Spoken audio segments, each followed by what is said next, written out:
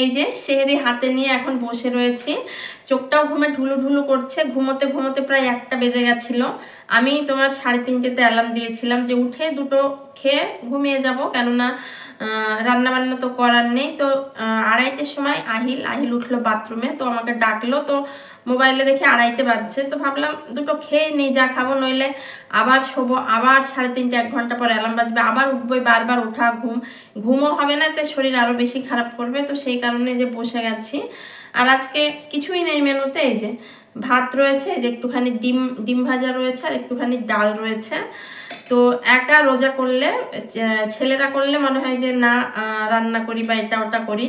একটা ডিম ভাজলেও, একটুখানি ডিম ভাজা রয়েছে, একটা ডিম মানে এখন ভাজলে ভালো হতো, কিন্তু এখন ইচ্ছে করছে না যে নিজের জন্য গিয়ে একটা ডিম ভেজে নিয়ে আসি। মনে হচ্ছে যা আছে 2-4 গাল খেয়ে নেবো। কোনোদিন তো চিড়ে মুড়ি খেজুর দই যা থাকে ধরো, কোনো ব্যাপার না, আমার বললে নয়। আমি জানি আমার মতো মেয়েরা যারা একা রোজা করছে তারা বেশিরভাগই দেখবে ওই দই চিড়ে মুড়ি জল যা পায় সেটা খেয়ে কিন্তু থেকে যায়। কেউ নিজের জন্য পরিপাটি করে ভাত তরকারি রান্না করে না। তো যাই হোক, চলো। ডাল এমনি আমার খুব অপছন্দের, ডাল খেতে ভালো লাগে না, কিন্তু ওই যে কালকে ডাল রান্না করেছিলাম, তো ডাল থেকে গেছে, এটা দিয়েই খাবো, অল্প কটা খাবো। আর দিনও এখন খুব ঠান্ডা, এমনিতে দিনের বেলা কষ্ট হয় না, কেননা প্রচুর ঠান্ডা ওয়েদার। তো চলো খেয়ে নিই, কি আর করবো। তো দেখো বন্ধুরা, সকালবেলা ঘুম থেকে উঠে আজও দেখি আবারও এই কাণ্ড। আর আজ দেখো কতগুলো ডালপালা নিয়ে এসেছে। তবে অ্যাডজাস্ট ফ্যানের জন্য যে জায়গাটা রাখা হয়েছিল সেটা কিন্তু আমি বন্ধ করে দিয়েছি। আমি তো ভাবছিলাম ওই দিক দিয়েই হয়তো পাখি আসছে, তবে না, ওই দিক দিয়ে নয়, এই যে জানালার ফাঁকা জায়গাটা যেটা রয়েছে, তো পাখি কিন্তু সেই দিক দিয়েই ঢুকেছে। কেননা ওই যে ফ্যানের ওই জায়গাটা আমি কাপড় দিয়ে বন্ধ করে রেখেছি, ফ্যানটা লাগিয়ে নেব। তো আমি ভাবলাম হয়তো আর আসবে না, তারপরে আমি 2-1জনকে ফোন করে জিজ্ঞাসা করছি, তো তাদেরও নাকি একই সমস্যায়, পাখিতে কোত্থেকে এত ডালপালা নিয়ে আসছে আর নিয়ে এসে বাথরুমকে এত নোংরা করছে। তো কি আর করবো, ওর পাপাকে ফোন করলাম, এর উপায় কি, প্রত্যেক দিন তো আর এটা ভালো লাগে না। তো আমাকে বলল রাত্রিবেলা করে এই যে জানালাটা এটা বন্ধ করে রাখতে, কেননা দিনের বেলায় না তোমার পাখি আসে না।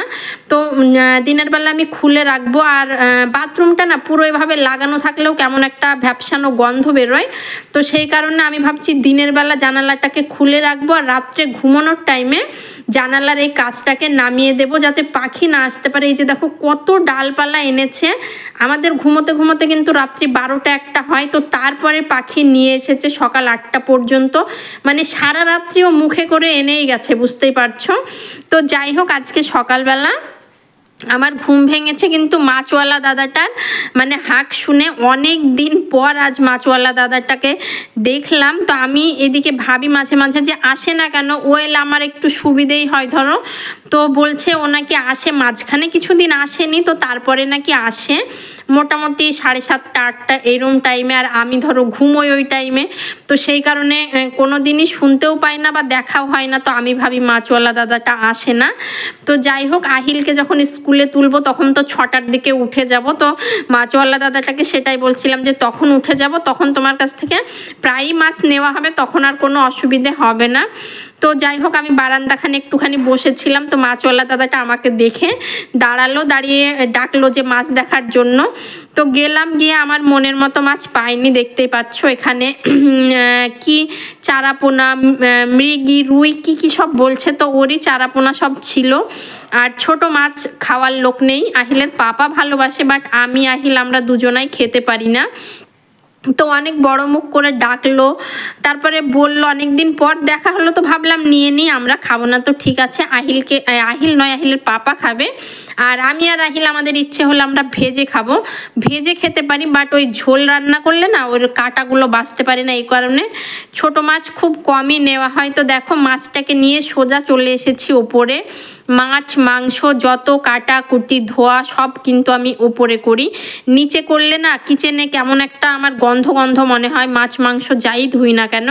তো সেই কারণে আর উপরে এত সুন্দর বাতাস দেয়, তোমার উপরে বসে মাছ মাংস ধুতেই কিন্তু দারুণ লাগে, অনেকটা বড় জায়গা, সেই কারণে আরও বেশি ভালো লাগে।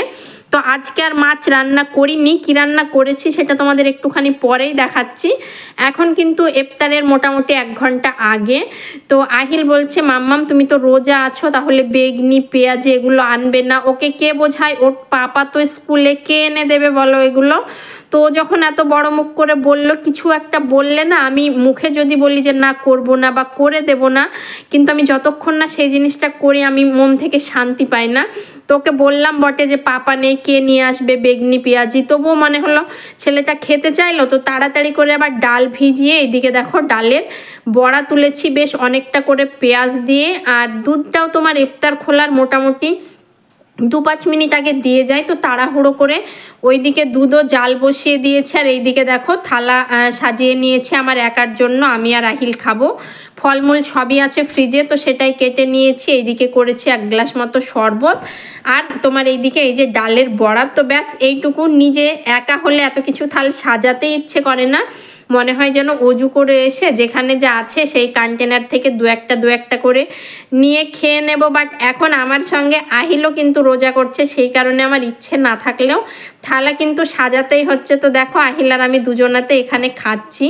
আর আজকে কি জানি শরীরটা প্রচণ্ডই খারাপ করছিল, আর আমার অ্যাসিডিটিরও একটুখানি সমস্যা হচ্ছে, গা গুলোচ্ছে সারাদিন খালি পেটে থেকে। তো আজকে না সারাদিন কোনো কাজই করতে পারিনি, জাস্ট মাছগুলো ধুয়েছি, একটুখানি রান্না বান্না করেছি, ঘরদোর গুছিয়ে সারা দিনই তোমার শুয়েছিলাম। তো দেখো এইদিকে এই যে আহিলের খাওয়ার কোনো চাহিদা নেই, ওকে জোর জার করে যা একটুখানি দিচ্ছি সেটাই খেয়েছে। আর তারপরে একটুখানি ওকে লেখাপড়া করিয়ে আমার একটুখানি ভাতের খিদে পায়। আমার ওই সব ফল মূল একদমই খেতে ইচ্ছে করে না। ওই যে দেখো থালাতে পড়েই রয়েছে 2-1 পিস যা আমি খেয়েছি। আহিল লেবুগুলো খেয়েছে, এখনও তরমুজ, শশা, ছোলা টোলা সমস্ত কিছুই রয়েছে। তো চলো এবারে তোমাদের দেখাই আজকে কি রান্না বান্না করেছিলাম। আজকে করেছিলাম বেগুন ভাজা, কেননা মাছ যে আমি পাবো সেটা তো আমি জানতাম না। তো আহিলকে জিজ্ঞাসা করেছিলাম রাত্রে যে কি খাবে, তো ও বলেছিল বেগুন ভাজা, চিকেন, তো সেই মতোই রান্না হয়েছে। আর এইদিকে ডালের বড়া গরম রয়েছে, আর গরম গরম বড়ার সঙ্গে ভাত আমার দুর্দান্ত লাগে খেতে। আর তার সঙ্গে ছিল শশা ছিল, আর এখানে আলু দিয়ে অল্প খানিকটাই চিকেন ছিল, এইটুকুনি ছিল ফ্রিজে। তো চিকেনটা রান্না করেছি, ব্যাস আজকের আমাদের মেনুতে এটাই ছিল। তো দেখো আমি এইদিকে খাওয়া দাওয়া করছিলাম, আর এইদিকে আমার ছেলে দাঁড়িয়ে কি বলছিল জানো, ও আমাকে বলছিল যে আমাকে 2-3টে মতো তোমার বড়া খেতে দেখেছে, মানে নিতে দেখেছে থালাতে। তো সেই কারণে বলছে মাম্মাম তুমি এত লোভী, তুমি সমস্ত বড়াগুলো খেয়ে নিলে। তো আমি একটুখানি ওর উপর রাগ দেখাচ্ছিলাম। দেখো রাগ তার উপরই দেখাতে ভালো লাগে, যার কাছে রাগ করাটা কিন্তু মানায়। রাগ যদি কেউ না ভাঙায় তাহলে রাগ করার কি মানে থাকলো বলো? তো আগে তো আমি শুধু ওর পাপার উপরই রাগ দেখাতাম, এখন আমার রাগ দেখানোর আরও একটা লোক বেড়ে গেছে, সেটা হচ্ছে আহিল। তো দেখো আমি বলেছি আমি খাবো না এই বড়া, আর আমি খাবোই না। তো দেখো আমাকে কত আদর করছে, মাম্মাম তোমার পায়ে ধরি, সরি ভুল হয়ে গেছে, তুমি সব খাও, সেই কত কি বলছে আমাকে। তো যাই হোক আমি একটু জোক করছিলাম, আরে তুই বললেও আমি খাবো, না বললেও আমি খাবো, আমার এত পছন্দের জিনিস আমি কি খাবো না, তোমরাই বলো। তো যাই হোক চলো আজকের ভিডিওটা এখানেই শেষ করছি, দেখা হবে নেক্সট কোনো ভিডিওতে। ততক্ষণ পর্যন্ত ভালো থেকো, সুস্থ থেকো, টাটা।